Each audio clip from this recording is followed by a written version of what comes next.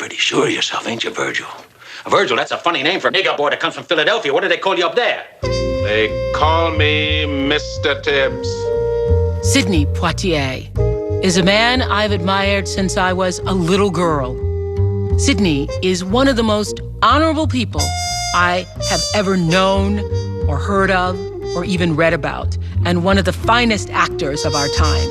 He is a courageous trailblazer who helped me realize that it's possible for people like me to dream bigger dreams. When I came to this town to make my first film, I was at a studio, and I was the only black person other than the chap who shined the shoes.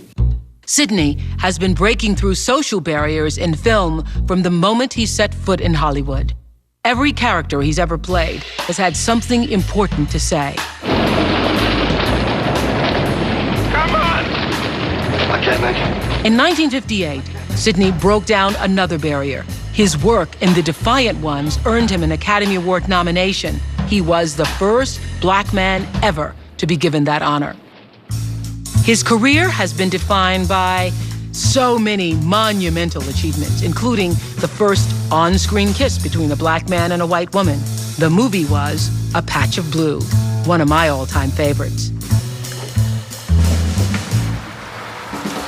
I will always remember as a young girl in Milwaukee, sitting on the linoleum floor, watching the Academy Awards. It was 1964. My mother worked as a maid. Black people were called colored then, and I was mesmerized. This elegant, graceful, colored man steps out of a limousine. That night, he won the Oscar as Best Actor for Lilies of the Field. Sidney Poitier.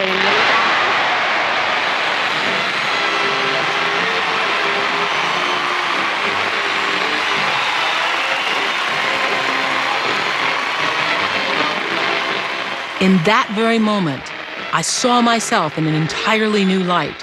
I thought, if he can be that, imagine what I can be. Sidney Poitier is a man not confined by color. You think of yourself as a colored man. I think of myself as a man. When his character says that line, that's Sidney speaking. There's a scene in his movie, In the Heat of the Night, that Sidney asked to be rewritten.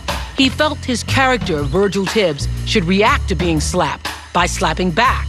Was Mr. Colbert ever in this greenhouse, say last night, about midnight?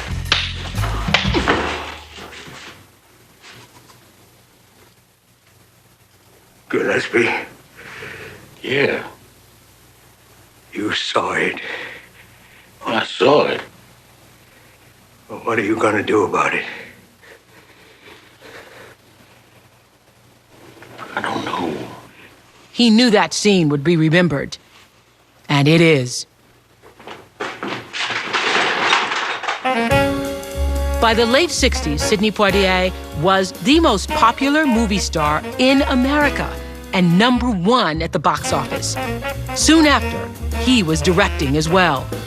Sidney's accomplishments have taken him far beyond filmmaking.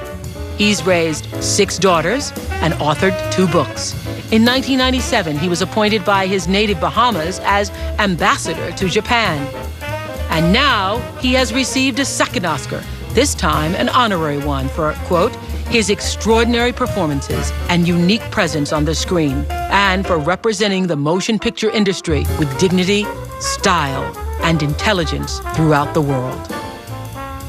For more than 50 years, this brilliant, handsome, courageous actor has not just earned our respect, he has commanded it. You'd think I was a guy just trying to make a living, wouldn't you?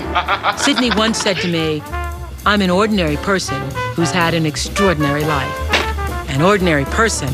Tell that to a little girl sitting on the linoleum floor watching the TV one night in 1964. I love you. I know you're good and kind. I know you're colored. What's that? And I think you're beautiful.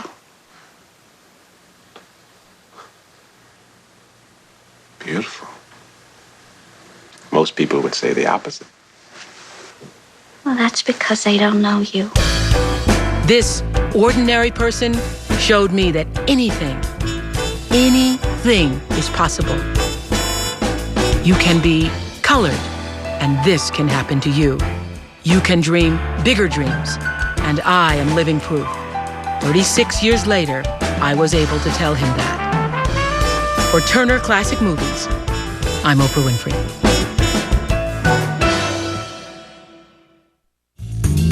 Star of the Month Sidney Poitier proves again and again that anything is possible. Tuesdays in September, starting at 8 p.m., only on Turner Classic Movies.